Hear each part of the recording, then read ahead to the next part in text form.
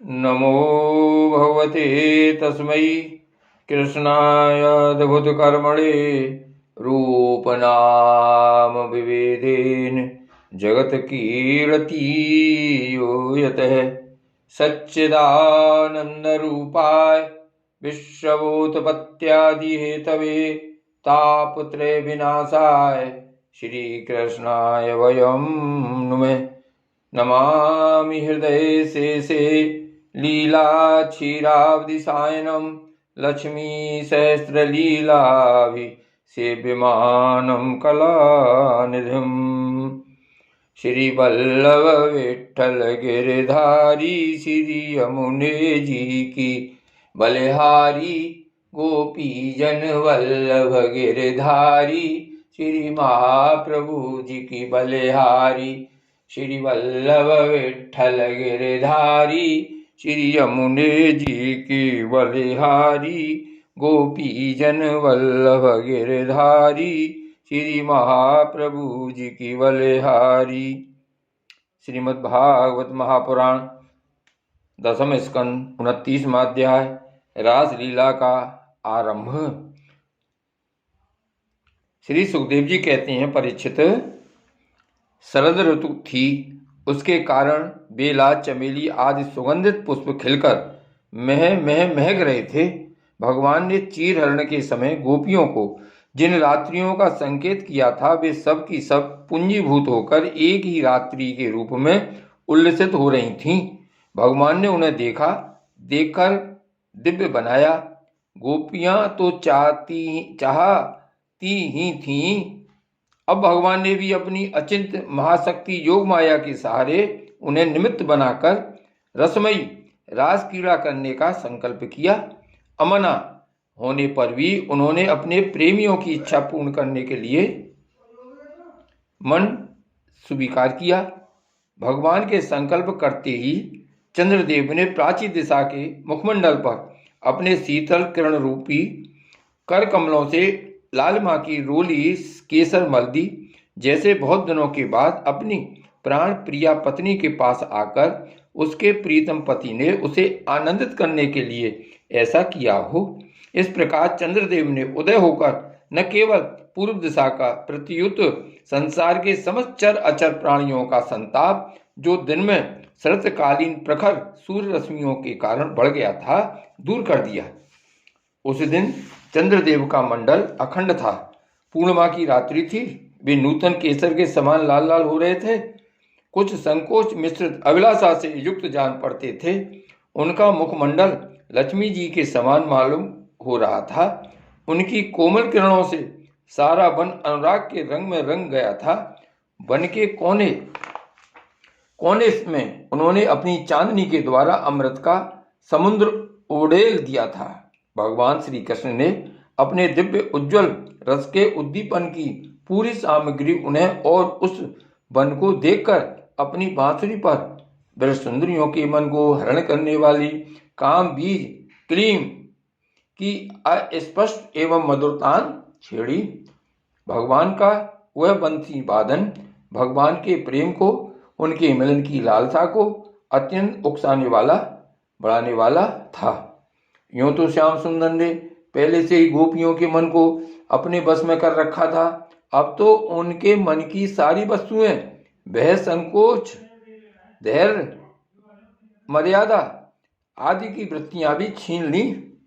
बंसी ध्वनि सुनते ही उनकी विचित्र गति हो गई।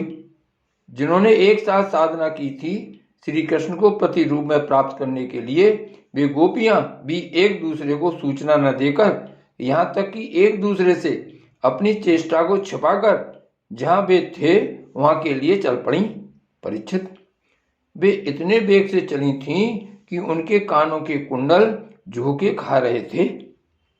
बंसी ध्वनि सुनकर जो गोपियां दूध धू रही थीं, वे अत्यंत उत्सुकतावश दूध दुहना छोड़कर चल पड़ी। जो चूल्हे पर दूध औटा रही थीं, वे उपंथा हुआ दूध छोड़कर, और जो लपसी पका रही थी, वे पकी हुई लपसी बिना उतारे ही ज्यों की त्यों छोड़कर चल दी। जो भोजन परस रही थी, वे परसना छोड़कर जो छोटे छोटे बच्चों को दूध पिला रही थीं, वे दूध पिलाना छोड़कर जो पतियों की सेवा शुश्रूषा कर रही थीं, वे सेवा शुश्रूषा छोड़कर, और जो स्वयं भोजन कर रही थीं, वे भोजन करना छोड़कर अपने कृष्ण प्यारे के पास चल पड़ी। कोई कोई गोपी अपने शरीर में अंगराग, चंदन और उपटन लगा रही थी और कुछ आंखों में अंजन लगा रही थी। वे उन्हें छोड़कर तथा उल्टे पलटे वस्त्र धारण कर श्री कृष्ण के पास पहुंचने के लिए चल पड़ी। पिता और पतियों ने, भाई और जाति बंधुओं ने उन्हें रोका, उनकी मंगलमयी प्रेम यात्रा में विघ्न डाला, परंतु वे इतनी मोहित हो गई थीं कि रोकने पर भी न रुक सकी। रुकती कैसे?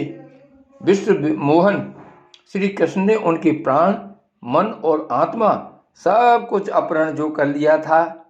परीक्षित, उस समय कुछ गोपियां घरों के भीतर थीं, उन्हें बाहर निकलने का मार्ग ही न मिला। तब उन्होंने अपने नेत्र मूंद लिए और बड़ी तन्मयता से श्री कृष्ण के सौंदर्य, माधुर्य और लीलाओं का ध्यान करने लगीं। परीक्षित, अपने परम प्रीतम श्री कृष्ण के असहज विरह की तीव्र वेदना से उनके हृदय में इतनी वृथा, इतनी जलन हुई कि उनमें जो कुछ अशुभ संस्कारों का लेस मात्र अवशेष था वह भस्म हो गया। इसके बाद तुरंत ही ध्यान लग गया। ध्यान में उनके सामने भगवान श्री कृष्ण प्रकट हुए। उन्होंने मन ही मन बड़े प्रेम से, अपने बड़े आवेग से उनका आलिंगन किया। उस समय उन्हें इतना सुख, इतनी शांति मिली कि उनके सब के सब पुण्य के संस्कार एक साथ ही क्षीण हो गए। परीक्षित, यद्यपि उनका उस समय श्री कृष्ण के प्रति जार भाव भी था, तथापि कहीं सत्य वस्तु भी भाव की अपेक्षा रखती है। उन्होंने जिनका आलिंगन किया, चाहे किसी भी भाव से किया हो, वे स्वयं परमात्मा ही तो थे। इसलिए उन्होंने पाप और पूर्ण रूप कर्म के परिणाम से बने हुए गुणमय शरीर का परित्याग कर दिया। भगवान की लीला में सम्मिलित होने के योग्य दिव्य अपराकृत शरीर प्राप्त कर लिया। इसी शरीर से भोगे जाने वाले कर्म बंधन तो ध्यान के समय ही छिन्न भिन्न हो चुके थे। राजा परीक्षित ने पूछा, भगवान, गोपियां तो भगवान श्री कृष्ण को केवल अपना परम प्रियतम ही मानती थीं, उनका उनमें ब्रह्म भाव नहीं था। इस प्रकार उनकी दृष्टि प्राकृत गुणों में ही आसक्त दिखती है। इस स्थिति में उनके लिए गुणों के प्रवाह रूप इस संसार की निवृत्ति कैसे संभव हुई? श्री सुखदेव जी कहते हैं, श्री सुखदेव जी ने कहा, परीक्षित, मैं तुमसे पहले ही कह चुका हूं कि चेदीराज शिशुपाल भगवान के प्रति दोष भाव रखने पर भी अपने प्राकृत शरीर को छोड़कर अप्राकृत शरीर से उनका पार्षद हो गया। ऐसी स्थिति में जो समस्त प्रकृति और उसके गुणों से अतीत भगवान श्री कृष्ण की प्यारी हैं और उनसे अनन्य प्रेम करती हैं, वे गोपियां उन्हें प्राप्त हो जाएं, इसमें कौन सी आश्चर्य की बात है? परीक्षित, वास्तव में भगवान प्रकृति संबंधी वृद्धि, विनाश, प्रमाण, प्रमेय और गुण गुणी भाव से रहित हैं। वे अचिंत, अनंत, अप्राकृत, परम कल्याण स्वरूप गुणों के एकमात्र आश्रय हैं। उन्होंने यह जो अपने को तथा अपनी लीला को प्रकट किया है, उसका प्रयोजन केवल इतना ही है कि जीव उसके सहारे अपना परम कल्याण संपादन करे। इसलिए भगवान से केवल संबंध हो जाना चाहिए। वह संबंध चाहे जैसा हो, काम का हो, क्रोध का हो या भय का हो, इसलिए नातेदारी या सौहार्द का हो, चाहे जिस भाव से भगवान में नित्य निरंतर अपनी वृत्तियां जोड़ दी जाएं, वे भगवान से ही जुड़ती हैं। इसलिए वृत्तियां भगवान में हो जाती हैं और उस जीव को भगवान की प्राप्ति होती है। परीक्षित, तुम्हारे जैसे परम भागवत, भगवान का रहस्य जानने वाले भक्त को श्री कृष्ण के संबंध में ऐसा संदेह नहीं करना चाहिए। योगेश्वरों के भी ईश्वर अजन्मा भगवान के लिए भी यह कोई आश्चर्य की बात है? अरे, उनके संकल्प मात्र से, भौं के इशारे से सारे जगत का परम कल्याण हो सकता है। जब भगवान श्री कृष्ण ने देखा कि ब्रज की अनुपम विभूतियां, गोपियां मेरे बिल्कुल पास आ गई हैं, तब उन्होंने अपनी विनोद भरी वाक चातुरी से उन्हें मोहित करते हुए कहा, क्यों न हो, भूत भविष्य और वर्तमान काल के जितने वक्ता हैं उनमें वे ही तो सर्वश्रेष्ठ हैं। भगवान श्री कृष्ण ने कहा, महाभागवती गोपियों, तुम्हारा स्वागत है। बतलाओ, तुम्हें प्रसन्न करने के लिए मैं कौन सा काम करूं? ब्रज में तो सब कुशल मंगल है ना? कहो, इस समय यहाँ आने की क्या आवश्यकता पड़ गई? सुंदरी गोपियों, रात का समय है, यह स्वयं ही बड़ा भयावना होता है। इसमें बड़े बड़े भयावने जीव जंतु इधर उधर घूमते रहते हैं। अतः तुम सब तुरंत ब्रज में लौट जाओ। रात के समय घोर जंगल में स्त्रियों का नहीं रुकना चाहिए।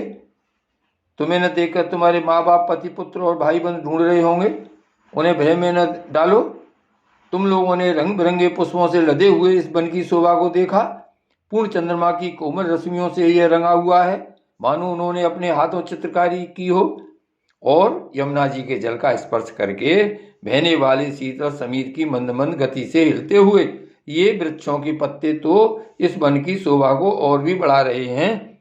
परंतु अब तो तुम लोगों ने यह सब कुछ देख लिया, अब देर मत करो, शीघ्र से शीघ्र ब्रज में लौट जाओ। तुम लोग कुलीन स्त्री हो और स्वयं भी सती हो। जाओ, अपने पतियों की और सतियों की सेवा शुश्रूषा करो। देखो, तुम्हारे घर के नन्हे नन्हे बच्चे और गौओं के बछड़े रो रमा रहे हैं, उन्हें दूध पिलाओ, गौएं दूहो। अथवा यदि मेरे प्रेम से परवश होकर तुम लोग यहाँ आई हो तो इसमें कोई अनुचित बात नहीं हुई। यह तो तुम्हारे योग्य ही है, क्योंकि जगत के पशु पक्षी तक मुझसे प्रेम करते हैं, मुझे देखकर प्रसन्न होते हैं। कल्याणी गोपियों, स्त्रियों का परम धर्म यही है कि वे पति और उसके भाई बंधुओं की निष्कपट भाव से सेवा करें और संतान का पालन पोषण करें। जिन स्त्रियों को उत्तम लोक प्राप्त करने की अभिलाषा हो, वे पातकी को छोड़कर और किसी भी प्रकार के पति का परित्याग न करे, भले ही वह बुरे स्वभाव वाला, भाग्यहीन, वृद्ध, मूर्ख, रोगी या निर्धन ही क्यों न हो। कुलीन स्त्रियों के लिए जार पुरुष की सेवा सब तरह से निंदनीय ही है। इससे उनका परलोक बिगड़ता है, स्वर्ग नहीं मिलता, इस लोक में अपयश होता है। यह कुकर्म स्वयं तो अत्यंत तुच्छ क्षणिक है ही, इसमें प्रत्यक्ष वर्तमान में भी कष्ट ही कष्ट है। मोक्ष आदि की तो बात ही कौन करे, यह साक्षात परम भय नरक आदि का हेतु है। गोपियों, मेरी लीला और गुणों के श्रवण से, रूप के दर्शन से, उन सबके कीर्तन और ध्यान से मेरे प्रति जैसे अनन्य प्रेम की प्राप्ति होती है, वैसे प्रेम की प्राप्ति पास रहने से नहीं होती। इसलिए तुम लोग अभी अपने अपने घर लौट जाओ। श्री सुखदेव जी कहते हैं, परीक्षित, भगवान श्री कृष्ण का यह अप्रिय भाषण सुनकर गोपियां उदास खिन्न हो गईं। उनकी आशा टूट गई। वे चिंता के अथाह एवं अपार समुद्र में डूबने उतराने लगीं। उनके बिम्बा फल पके हुए कुंदरू के समान लाल लाल अधर शोक के कारण चलने वाली लंबी और गर्म सांस से सूख गए। उन्होंने अपने मुंह नीचे की ओर लटका लिए, वे पैर के नखों से धरती कुरेदने लगी। नेत्रों से दुख के आंसू बह बहकर काजल के साथ बच्चे स्थल पर पहुंचने और वहां लगी हुई केसर को धोने लगे। उनका हृदय दुख से इतना भर गया कि वे कुछ बोल न सकी, चुपचाप खड़ी रह गईं। गोपियों ने अपने प्यारे श्याम सुंदर के लिए सारी कामनाएं, सारे भोग छोड़ दिए थे। श्री कृष्ण में उनका अनन्य अनुराग, परम प्रेम था। जब उन्होंने अपने प्रियतम श्री कृष्ण की यह निष्ठुरता से भरी बात सुनी, जो बड़ी ही अप्रिय सी मालूम हो रही थी, तब उन्हें बड़ा दुख हुआ। आंखें रोते रोते लाल हो गईं, आंसुओं के मारे रुंध गईं। उन्होंने धीर धारण करके अपनी आंखों के आंसू पोंछे और प्रिय प्रणय कोप के कारण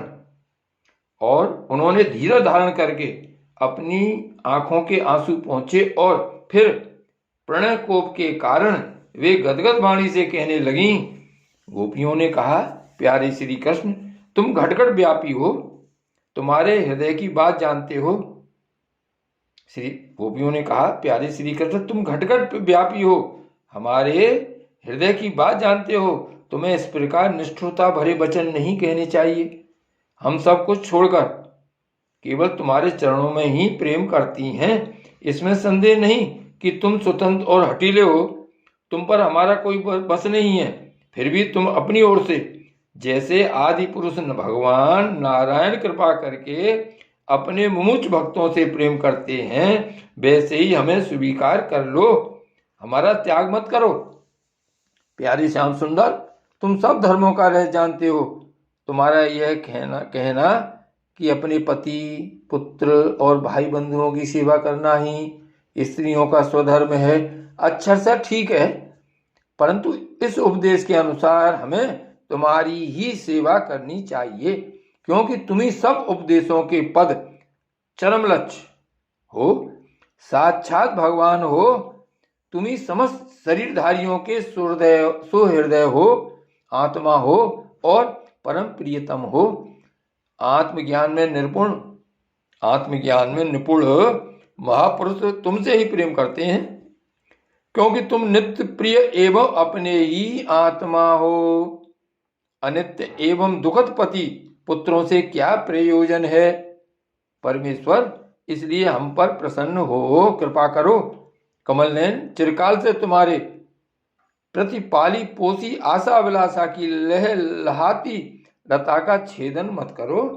मनमोहन, अब तक हमारा चित्त घर के काम धंधों में लगता था, इसी से हमारे हाथ भी उनमें रमे हुए थे, परंतु तुमने हमारे देखते देखते हमारा वह चित्त लूट लिया। इसमें तुम्हें कोई कठिनाई भी नहीं उठानी पड़ी, तुम तो सुख स्वरूप हो न, परंतु अब तो हमारी गतिमति निराली ही हो गई है। हमारे ये पैर तुम्हारे चरण कमलों को छोड़कर एक पग भी हटने के लिए तैयार नहीं हट रहे हैं। फिर हम ब्रज में कैसे जाएं? और यदि वहां जाएं भी तो करें क्या? प्राण वल्लभ, हमारे प्यारे सखा, तुम्हारी मंद मंद मधुर मुस्कान, प्रेम भरी चितवन और मनोहर संगीत ने हमारे हृदय में तुम्हारे प्रेम और मिलन की आग धधका दी है, उसे तुम अपने अधरों की रसधारा से बुझा दो, नहीं तो प्रियतम, हम सच कहती हैं, तुम्हारी विरह व्यथा की आग से हम अपने अपने शरीर जला देंगी और ध्यान के द्वारा तुम्हारे चरण कमलों को प्राप्त करेंगी। प्यारे कमल नयन, तुम वनवासियों के प्यारे हो और वे भी तुमसे बहुत प्रेम करते हैं, इससे प्रायः तुम उन्हीं के पास रहते हो। यहाँ तक कि तुम्हारे जिन चरण कमलों की सेवा का अवसर स्वयं लक्ष्मी जी को भी कभी कभी ही मिलता है, उन्हीं चरणों का स्पर्श हमें प्राप्त हुआ। जिस दिन यह सौभाग्य हमें मिला और तुमने हमें स्वीकार करके आनंदित किया, उसी दिन से हम और किसी के सामने एक क्षण के लिए भी ठहरने में असमर्थ हो गई हैं। पति पुत्रादि कौं की सेवा तो दूर रही, हमारे स्वामी जिन लक्ष्मी जी का कृपा कटाक्ष प्राप्त करने के लिए बड़े बड़े देवता तपस्या करते रहते हैं, वही लक्ष्मी जी हमारे बच्चे स्थल में बिना किसी की प्रतिद्वंदता के स्थान प्राप्त कर लेने पर भी अपनी 100 तुलसी के साथ तुम्हारे चरणों की रज पाने की अभिलाषा किया करती हैं। अब तक के सभी भक्तों ने उस चरण रज का सेवन किया है, उन्हीं के समान हम भी तुम्हारी उसी चरण रज की शरण में आई हैं। भगवान, अब तक जिसने भी तुम्हारे चरणों की शरण ली, उसके सारे कष्ट तुमने मिटा दिए। अब तुम हम पर कृपा करो, हमें भी अपने प्रसाद का भाजन बनाओ। हम तुम्हारी सेवा करने की आशा अभिलाषा से घर गांव कुटुंब सब कुछ छोड़कर तुम्हारे युगल चरणों की शरण में आई हैं। प्रियतम, वहां तो तुम्हारी आराधना के लिए अवकाश ही नहीं है। पुरुषभूषण पुरुषोत्तम, तुम्हारी मधुर मुस्कान और चारु चितवन ने हमारे हृदय में प्रेम की, मिलन की, आकांक्षा की आग धधका दी है। हमारा रोम रोम उससे जल रहा है। तुम हमें अपनी दासी के रूप में स्वीकार कर लो, हमें अपनी सेवा का अवसर दो। प्रियतम, तुम्हारा सुंदर मुखकमल जिस पर घुंघराली अलकें झलक रही हैं, तुम्हारे ये कमनीय कपोल जिन पर सुंदर सुंदर कुंडल अपना अनंत सौंदर्य बिखेर रहे हैं, तुम्हारे ये मधुर अधर जिनकी सुधा को भी लजाने वाली है, तुम्हारी ये नैन मनोहरी तुम्हारी ये नैन मनोहारी चितवन जो मंद मंद मुस्कान से उल्लसित हो रही है, तुम्हारी ये दोनों भुजाएं जो शरणागतों को अभयदान देने में अत्यंत उदार हैं, और तुम्हारा ये वक्ष स्थल जो लक्ष्मी जी का सौंदर्य की एकमात्र देवी का नित्य क्रीड़ा स्थल है, देखकर हम सब तुम्हारी दासी हो गई हैं।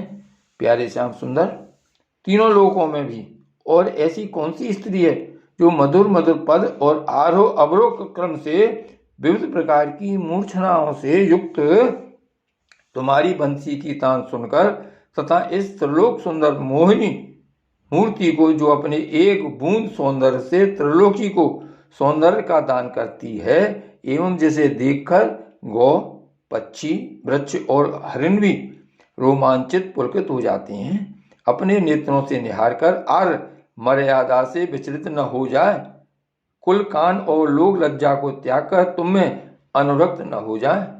हमसे यह बात छिपी नहीं है कि जिसे भगवान नारायण देवताओं की रक्षा करते हैं, जैसे भगवान नारायण देवताओं की रक्षा करते हैं, वैसे ही तुम ब्रजमंडल का भय और दुख मिटाने के लिए प्रकट हुए हो। और यह भी स्पष्ट ही है कि दीन दुखियों का तुम्हारा बड़ा प्रेम, बड़ी कृपा है। प्रियतम, हम भी बड़ी दुखनी हैं। तुम्हारे मिलन की आकांक्षा की आग से हमारा वक्षस्थल स्थल जल रहा है। तुम अपनी इन दासियों के वक्षस्थल स्थल और सिर पर अपने कोमल कर कमल रखकर इन्हें अपना लो, हमें जीवन दान दो। श्री सुखदेव जी कहते हैं, परीक्षित, भगवान श्री कृष्ण सनकादि योगियों और शिवादि योगेश्वरों के भी ईश्वर हैं। जब उन्होंने गोपियों की वृथा और व्याकुलता से भरी वाणी सुनी, तब उनका हृदय दया से भर गया, और यद्यपि वे आत्मा राम हैं, अपने आप में ही रमण करते रहते हैं, उन्हें अपने अतिरिक्त और किसी भी बाह्य वस्तु की अपेक्षा नहीं है, फिर भी उन्होंने हंसकर उनके साथ क्रीड़ा प्रारंभ की। भगवान श्री कृष्ण ने अपनी भावभंगी और चेष्टाएं गोपियों के अनुकूल कर दी, फिर भी वे अपने स्वरूप में ज्यों के त्यों एक रस स्थित थे, अच्युत थे। जब वे खुलकर हंसते तब उनके उज्जवल उज्जवल दांत कुंदकली के समान जान पड़ते थे। उनकी प्रेम भरी चितवन से और उनके दर्शन के आनंद से गोपियों का मुख कमल प्रफुल्लित हो गया। वे उन्हें चारों ओर से घेर कर खड़ी हो गईं। उस समय श्री कृष्ण की ऐसी शोभा हुई मानो अपनी पत्नी तारकाओं से घिरे हुए चंद्रमा ही हों। गोपियों के सतसत यूथों के स्वामी भगवान श्री कृष्ण वैजंती माला पहने वृंदावन को शोभायमान करते हुए विचरण करने लगे। कभी गोपियां अपने प्रीतम श्री कृष्ण के गुण और लीलाओं का गान करती, तो कभी श्री कृष्ण गोपियों के प्रेम और सौंदर्य के गीत गाने लगते। इसके बाद भगवान श्री कृष्ण ने गोपियों के साथ यमुना जी के पावन पुलन पर, जो कपूर के समान चमकीली बालू से जगमगा रहा था, पदार्पण किया। वे यमुना जी की तरंगों के स्पर्श से शीतल और कुमुदिनी की सहज सुगंध से सुवासित वायु के द्वारा सेवित हो रहा था। उस आनंद प्रद पुलन पर भगवान ने गोपियों के साथ क्रीड़ा की। हाथ फैलाना, आलिंगन करना, गोपियों के हाथ दबाना, उनकी चोटी, जांघ, नीवी और स्तन आदि का स्पर्श करना, विनोद करना, नक्षत्र करना, विनोदपूर्ण चितवन से देखना और मुस्कुराना, इन क्रियाओं के द्वारा गोपियों के दिव्य कामरस को, परमोज्वल सेवा भाव को उत्तेजित करते हुए भगवान श्री कृष्ण उन्हें क्रीड़ा द्वारा आनंदित करने लगे। उदार शिरोमणि सर्वव्यापक भगवान श्री कृष्ण ने जब इस प्रकार गोपियों का सम्मान किया, तब गोपियों के मन में ऐसा भाव आया कि संसार की समस्त स्त्रियों में हम ही सर्वश्रेष्ठ हैं, हमारे समान और कोई नहीं है। वे कुछ मानवती हो गईं। जब भगवान ने देखा कि इन्हें तो अपने सौभाग्य का कुछ गर्व हो आया है और अब मान भी करने लगी हैं, तब वे उनका गर्व शांत करने के लिए तथा उनका मान दूर कर प्रसन्न करने के लिए वहीं उनके बीच में ही अंतर्ध्यान उन और अब मान भी करने लगी हैं। जब भगवान ने देखा कि इन्हें तो अपने सुहाग का कुछ गर्व हो आया है और अब मान भी करने लगी हैं, तब वे उनका गर्व शांत करने के लिए तथा उनका मान दूर कर प्रसन्न करने के लिए वहीं उनके बीच में ही अंतर्ध्यान हो गए। श्री गोवर्धन नाथ की जय। श्री वल्लभाधीश की जय। श्री गिरिराज धरण की जय। श्री रास बिहारी लाल की जय।